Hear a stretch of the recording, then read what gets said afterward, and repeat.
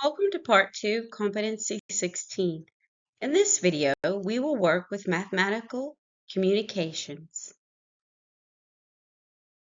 Number 1.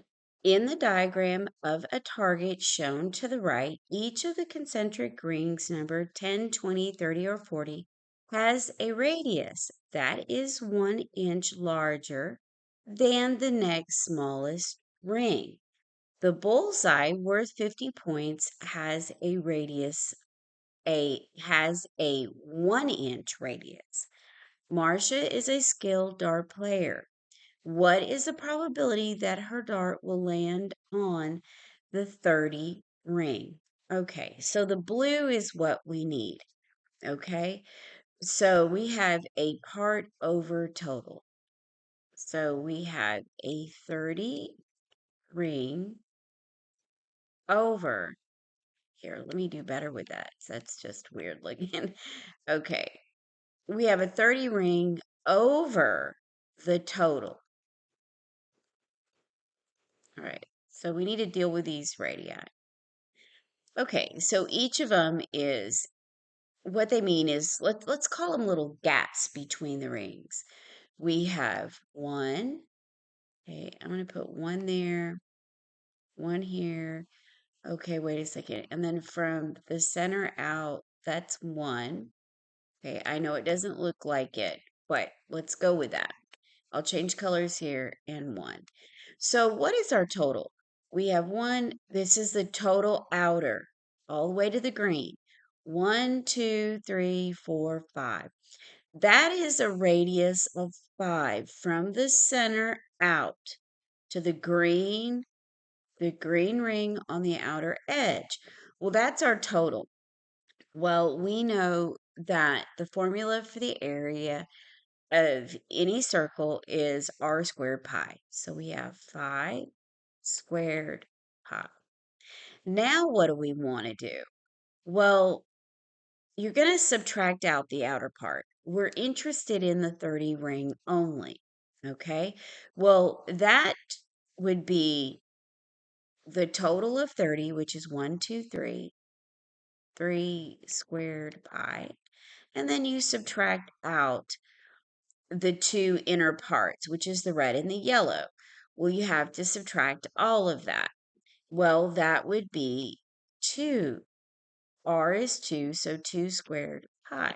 And that's literally what you're going to put in the calculator. So let me set this up. So our numerator is, we just want the blue on its own. So we have to take the total of the whole circle. That would be the yellow and the red and the blue added together, which is 1, 2, 3. So I already have it written out what we're going to do. So we have 3 squared pi minus 2 squared pi. Now the total, which is a radius of 5. We have to add all the ones up. Okay, so that's how we got that. So 5 squared and pi, push enter.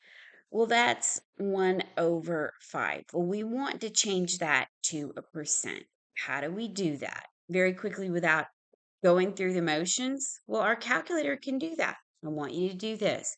Push second and your close parentheses right here. See, it says that means change to percent. Push enter, 20%. Option C. Okay. All right, so let's look at number 2. A coordinate grid is placed over a baseball diamond so that home plate is at the origin. Okay, see where we have the 0, 0 in our image. Okay, it's right here, guys. All right, let's see. And the first plate lies on the positive x-axis. I see it right here. Let one unit in the coordinate plane represent 1 foot. Okay, that makes sense. The right field catches the ball at the point 260 and 20. Okay, so we have that right here. That's on the diagram. How far does the right fielder have to throw the ball to get a runner out at second base? Okay, well, this is what we need to do. Let me erase this. We need to, I'm going to get my highlighter. We need to go from second base. Actually, I need a darker highlighter here. This will work better. I need to go here and then here. Create a use a Pythagorean theorem. First, we're going to create that right triangle. It's right here because we've got a grid that'll do that for us nicely. So we need to find where this, here, let me go ahead and highlight that. We need to find this hypotenuse right here. That would be, ooh, it's still not really helpful. Let's see if we can do, well, green on green's not going to help either. So I'm doing the best I can, I suppose. Great, let's just show it from here to here. So that's what we need. Well, there's a lot of ways that we could do this, but the simplest way is to count what we have. So let me grab a color here. So they have it labeled from 20 to looks like 85. Well, 85, no, that's not 85, that's 90. So 90 right here. See where I'm at right there. So 90 minus 20 is 70. Well, that's not bad. So we have 70 here.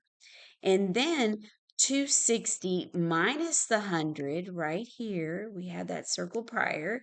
Well, that's going to be 160. So it becomes a simple situation of applying the Pythagorean theorem.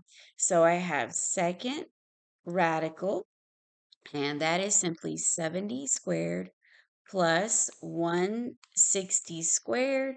Press enter, and they are saying round to the nearest foot. So we obviously are going to round up to 175, which gives us option C. All right, let's move on.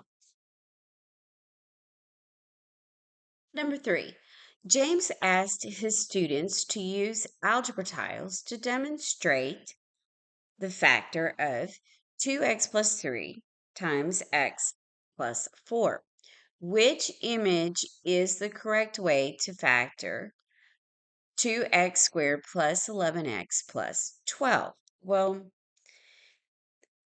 it's pretty obvious that B and D will not work, okay? And what I like to do to verify that I'm seeing it correctly is I like to go to that center B, okay? And meaning the B value in the center. Remember, we have A, B, C, right? Okay, it's in standard form. So I want to see if I have 11 x's, okay?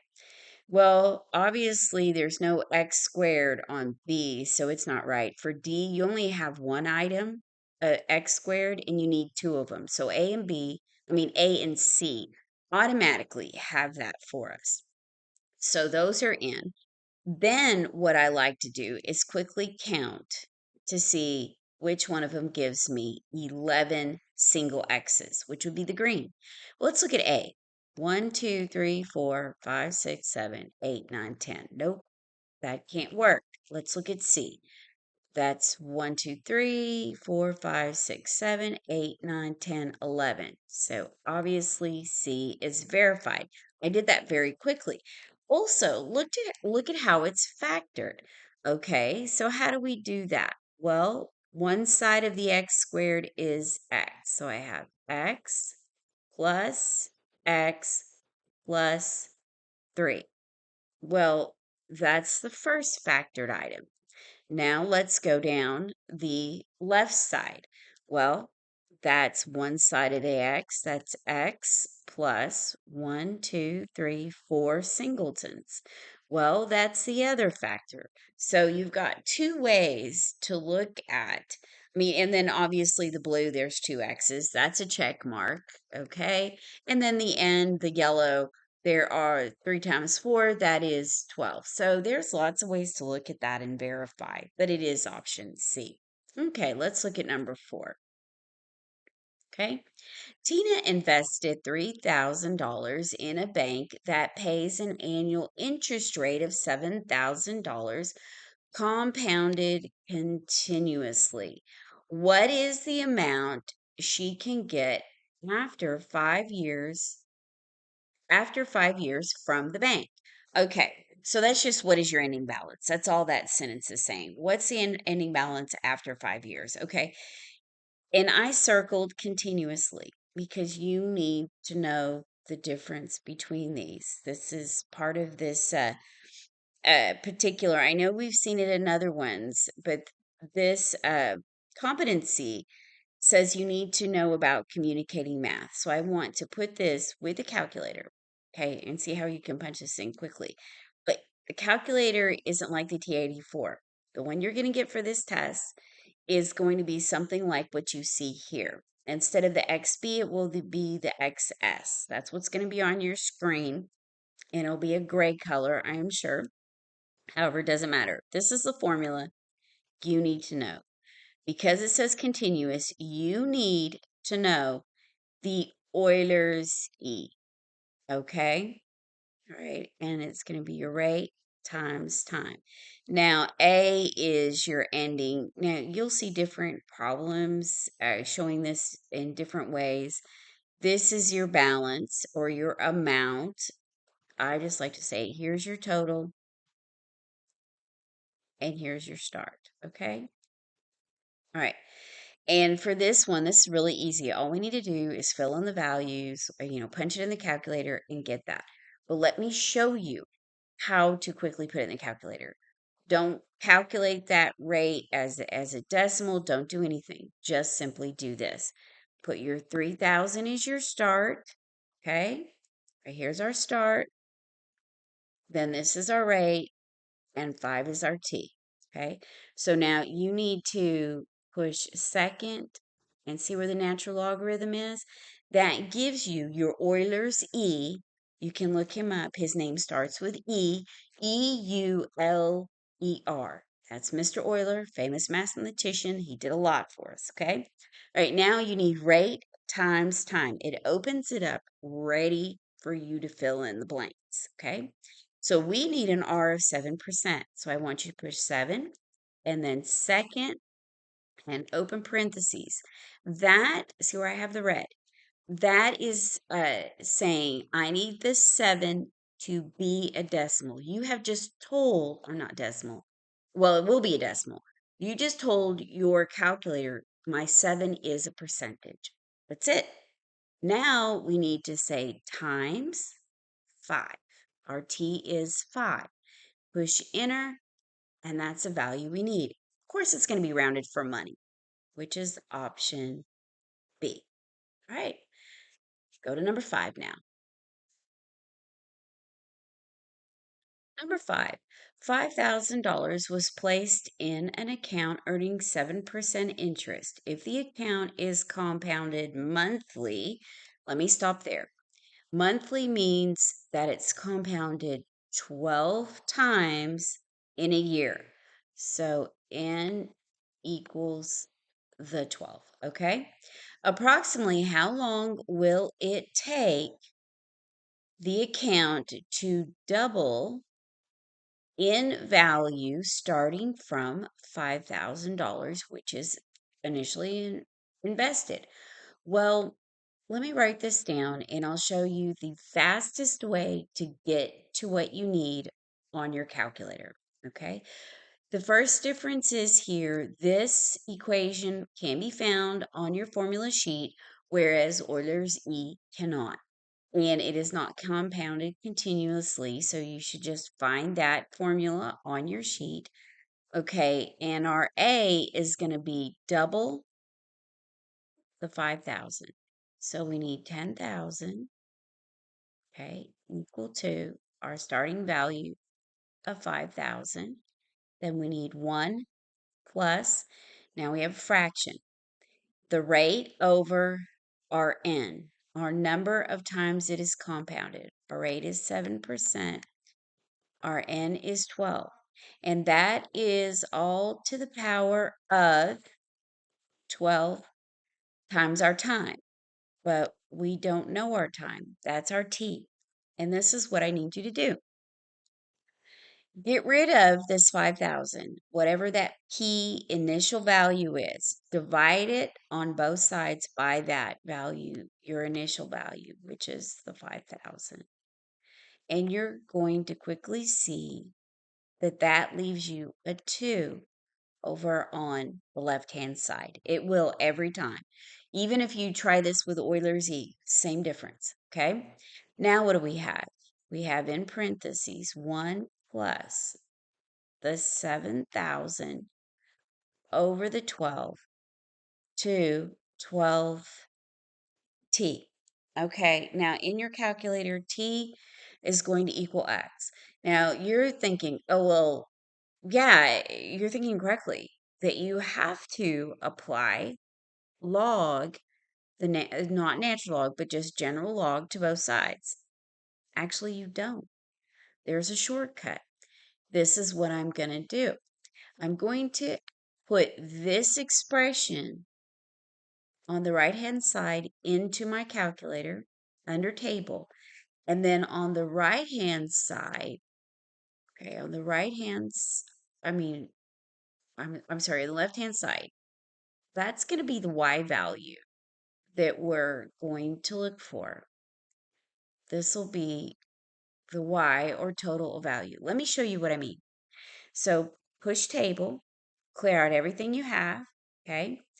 And put in the expression that we have that includes our unknown, which is our t. Let me show you what you do. Okay, so you have 1 plus, set up your fraction, 7. Now that 7 is a percent, so you have to tell your calculator it's a percent like we did before. Second, and open parentheses, okay? Now arrow down, type in your 12, go all the way over, close those parentheses. We're typing it in the way we see it. Now carry it up, you need 12, and our t is going to have to be x in our calculator. Okay, this is what we need. Now, our A, B, C, D options are values of x that we're trying to test out. So let's put enter. Okay, I have 0, 1, and I have it highlighted with ask x. That's what you want. We're going to try each of our options and get as close to 2 as we possibly can. Okay. Okay. I'm going to delete out these items from prior. Remember, we only have 3 lines. So let's try A, 9.8. Too far away. I mean, we're trying to get minusculely close without going over. Okay, you can't go over. So let's try 10. 10 goes over. Okay, you may say, oh, but it's close. No, too far over. You could round that to, more than a year. I mean, more than 2 years. Okay, so no, that won't work. Now let's try C, 9.03. That's even further away than A. So I'm getting rid of this one, and this one. Let's try D. I'm going to go back. Actually, I'm going to go to the 10 and clear it out. So I'm going to delete that. These two that I've got left in my calculator are very close. Remember, 10 years was over it's over doubling. I want to double it. So I want that too. So 9.93, enter. Okay, that's the center one. I'm going to go up and highlight it. Yes, it is super, super close. So that is the value. Now, if we actually go through the motions and use a log on both sides, that's what we actually get. Okay, so let me squeeze it in here. I'm going to get rid of this business and show you that. The calculator is the best, fastest way to get there. Now, if you're super fast writing this out, you only have 3 minutes, good luck. I wouldn't risk it. I would have done what I showed you on the calculator. But then it's a little different. I do have a degree in mathematics, a couple of them actually. It's up to you, however you want to handle it. Well, let me show you. If you want to do that, this is what we're doing. You're going to say log of 2, apply the log on both sides. Well, when we do that application, this is what happens. The 12t comes to the front, and then we multiply that times, oops, I'm doing this wrong, the log of everything in parentheses. Okay, that's percent over the 12. Okay, now what happens? You have to divide both sides by 12. Okay, by 12. Okay, and then the log, everything in the log. Okay, so it's going to be times log, okay, of 1 plus the 7% over the 12. Right? So really what happens? You divide by 12, that goes away. Divide by the log of 1 plus the fraction of 7% over the 12, then that goes away. So on your right-hand side, you're left with your t. So what do you put in the calculator? Everything on the left-hand side, all of this. So let's go second mode to clear out, and let's see what happens. So fraction, we need log of 2. I'm going to close, I'm a parentheses closer, even though you don't have to. Okay, then 12 times my log. Technically, you don't even have to use multiplication, but I have it, so let's do it. 1 plus, set up our fraction. Remember, it's 7, and then we have to tell the calculator it's a percent, and then 12, arrow over, close that. Okay, now let's push enter, cross our fingers, and see what we get. Voila, we get a rounded value of D. Okay, so as you see, it is a bit messy because my handwriting with this digital pen is not the best, when we could have been done, definitely faster. Even honestly, to be very honest with you, this right here probably would have been really nice to put in the calculator and then go look for what the closest to the the 10,000. You could have done it that way. I cleaned it up a little bit by dividing both sides by the 5,000 because it's easier to look at with your eyes. That's the only reason I did that. Either way, that's a little trick. If you want to choose to use it, it's gotten me very far. I actually passed several tests doing that when I had limited time. You only have 3 minutes per question, okay? Right? Which I went way over the 3 minutes because I was trying to explain it to you when you could have been done a long time ago. You see, one, either you're good by doing it by hand or you just see what to put in the calculator really quick and punch it in. Okay? All right, so let's go to number 6. Okay, and before we start number 6, oh, I was going to clean out the calculator, but you know what? There isn't a need to clear out. Well, we'll clear it out. But we really don't need to because I can already tell you, we're looking for look at your ABCD. We're looking for an expression. Okay. All right. So let's look at number 6. The Dallas Cowboys Jumbotron at the AT&T Stadium in Arlington, Texas has an, an angle theta equal to 24.23 degrees created by a diagonal R. Which of the following equations represents the diagonal R of the Jumbotron? Okay, this is again the laws of sine that you can use. As you see, they're all involving sine. That allows you to know to go and pull those up and how do we use those. Okay, all right, so let's do that. Well, I see 90 degrees across from R. So what I'm going to do is say sine of 90, okay, over R is equal to, okay, the sine, okay.